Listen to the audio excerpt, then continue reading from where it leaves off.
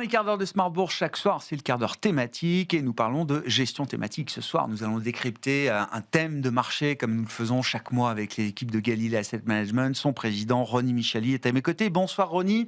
Bonsoir Grégoire. On va décrypter avec vous le thème de la finance du futur. Ça fait partie des 25 grandes thématiques que vous analysez avec les outils propriétaires de Galilée Asset Management. Enfin, juste un mot pour dire que tout ce travail d'analyse conduit aussi la société de gestion Galilée Asset Management à construire des indices, en l'occurrence, c'est ça, des indices thématiques. Vous avez construit le début de votre gamme d'indices thématiques. Absolument, vous savez bien Grégoire, on suit 25 thématiques, c'est le fameux codex dont on parle chaque mois dans cette émission. Et puis, au fil du temps, on s'est dit qu'il fallait qu'on crée des indices pour pouvoir étudier nos thématiques de manière quantitative. Et on a créé d'abord des indicateurs en interne, mais ces indicateurs, ils ne peuvent pas être utilisés pour structurer des produits, marchés, par exemple. Voilà. Et donc, on a finalement commencé, avec 4 thématiques, à créer notre gamme d'indices, en partenariat, bien sûr, avec Solactive. Il nous fallait un provider d'indices. Et les 4 thématiques en question, c'est l'exploration spatiale, l'IA et la robotique, le cycle de l'eau, thématique water, on peut dire, et puis le luxe et le lifestyle. Des thématiques qu'on a déjà d'ailleurs décryptées, je crois, avec vous dans cette émission. Parlons donc cette fois de la finance du futur. Qu'est-ce qui caractérise d'ailleurs, qu'est-ce qui définit la finance du futur, Ronnie ? Alors, la finance du futur, en fait, c'est tous les acteurs qui vont utiliser la technologie pour développer leur activité financière. Et donc, en fait, dans cette thématique, on retrouve pas mal d'acteurs. C'est une thématique assez vaste. Alors, on retrouve des banques traditionnelles qui innovent, qui investissent beaucoup de leur chiffre d'affaires dans l'innovation digitale. On retrouve des néobanques. On peut citer, par exemple, Swissquote. Bien sûr. On retrouve des réseaux de paiement, donc Visa, Mastercard. On retrouve des entreprises de services de paiement, par exemple Adyen ou PayPal. On retrouve des fintech et des insurtech qui proposent des solutions innovantes. Je ne sais pas si vous connaissez Klarna, par exemple. Oui, bien sûr. On a beaucoup parlé de Klarna, qui fut à un moment la fintech la plus valorisée au monde. Il y a eu un petit parcours ensuite un peu plus compliqué, mais oui. Absolument. Voilà. Je me fais souvent charrier par l'équipe de gestion parce que je l'avais dans mes... Oui, mais c'est un exemple quand même de cet écosystème de la finance du futur. Exactement, voilà. Et puis, on a aussi les big tech. Alors, une partie des big tech, avec Apple Pay, Google Pay par exemple, et enfin les sociétés qui sont directement liées à la blockchain, Coinbase, Block. Donc vous voyez une thématique quand même très vaste. Très large. C'est pas sectoriel. C'est pas que des banques traditionnelles comme vous dites. Pour le coup, ça embrasse une vraie thématique large et profonde, et portée par des méga tendances. Et donc, du coup, comment est-ce qu'on valide effectivement cette thématique ? C'est toujours le premier aspect du codex, en tout cas de la grille d'analyse que vous avez développée chez Galilée, Ronnie. Exactement, pour que ce soit vraiment une thématique d'investissement et qu'on examine bien sûr ses perspectives économiques, mais aussi son potentiel boursier, il faut qu'elle soit structurelle, internationale et transversale. Donc, structurelle, elle est portée par des méga tendances, plusieurs, mais notamment, bien sûr, la digitalisation de l'économie, l'émergence des classes moyennes et la croissance de la population mondiale. Ça fait plus de clients pour les sociétés de cette thématique, évidemment.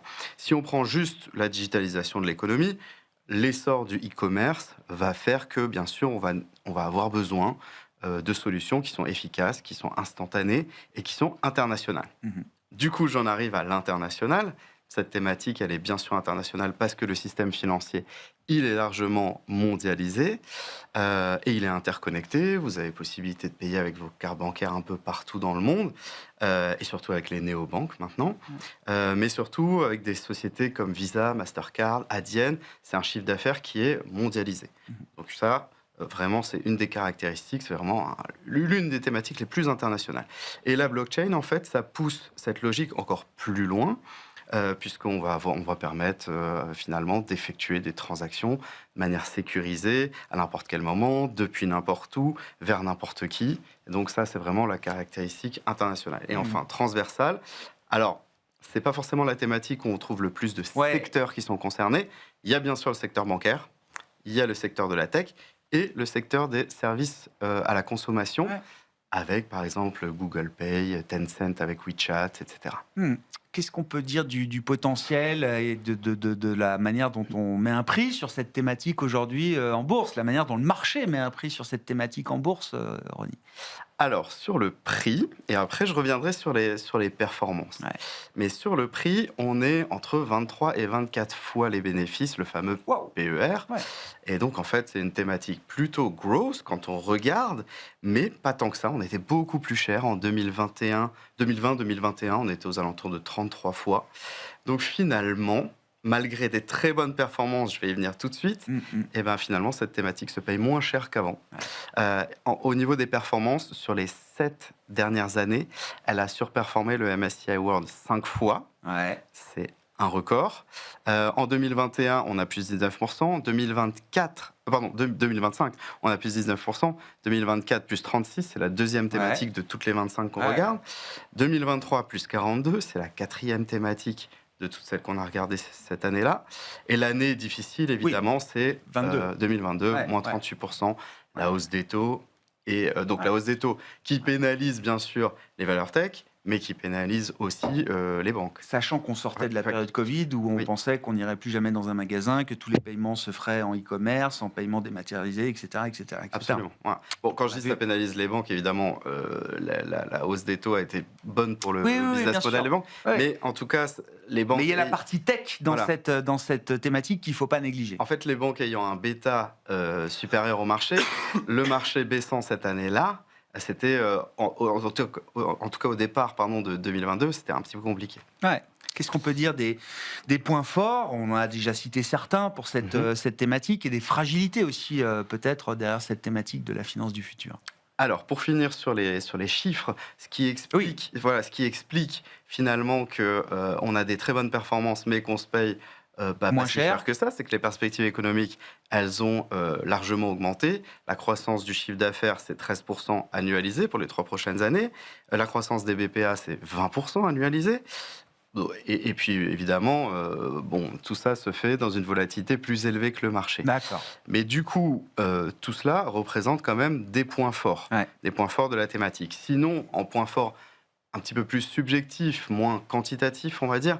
En point fort, vous avez bien sûr la démocratisation de l'investissement avec les plateformes. Maintenant, même en France, avant c'était que au UK, lorsque vous preniez le métro à Londres, vous voyez des plateformes d'investissement, etc., pour la pension, tout ce qui est retraite. Voilà. Maintenant, vous retrouvez ça aussi en France, avec les Trade Republic, par exemple, qui font de la pub à la télévision, Revolut, bien sûr. Donc, voilà, démocratisation de l'investissement avec les plateformes, la réduction des coûts opérationnels que ça engendre, la rapidité des transactions, et évidemment, tous les avantages de la blockchain, limitation des intermédiaires, transparence des opérations, traçabilité.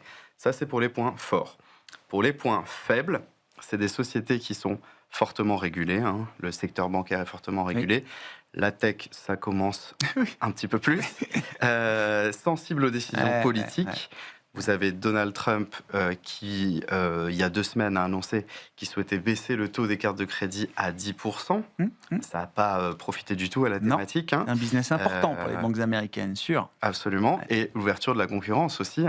Parce qu'il y avait la baisse du taux, mais il y avait aussi l'ouverture de la concurrence. Donc ça, effectivement, c'est des points faibles. Autre point faible, les cyberattaques. On le voit surtout sur les plateformes de blockchain. En tout cas, les plateformes d'actifs digitaux. Bon, ça peut coûter extrêmement cher. Et aussi, ça peut miner la confiance. Donc ça, on a déjà eu, effectivement, des votes de crypto. On a eu FTX. On a eu un risque de réputation énorme, évidemment. Voilà. Mais de manière générale, ça progresse. Les actifs tokenisés, aujourd'hui, dans le monde, c'est 12,3 milliards. Et en 2023, c'était 1 milliard. Non, ça va très très vite. Cette nouvelle architecture financière se développe à une vitesse incroyable. Du coup, quelles sont les bonnes manières d'investir dans cette thématique finance du futur, là, dans l'univers des fonds et des produits disponibles exposés à cette thématique? Quels sont ceux qui retiennent votre attention, Ronnie? Alors, vous pouvez investir en actions, bien sûr, mais sinon en fonds et en ETF. Alors les actions, on en a cité quelques-unes.